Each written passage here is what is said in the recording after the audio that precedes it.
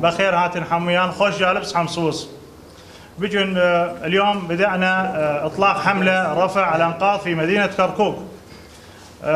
هذا المشروع حسب توجيهات سيد المحافظ كركوك أستاذ راكان تم تخصيص مبلغ 250 مليون لرفع الأنقاض من مدينة كركوك، وبجهود القواطع الستة القواطع البلدية، ونطلب من الأهالي والمواطنين التعاون معنا والاستدلاء على مواقع الأنقاض لغرض رفع الأنقاض من مدينة كركوك ومداخل مدينة كركوك. أريد تعاون كافة الإعلاميين نشكرهم معنا لغرض توعية المواطنين عدم رمي الأنقاض في أماكن ومداخل وشوارع كركوك.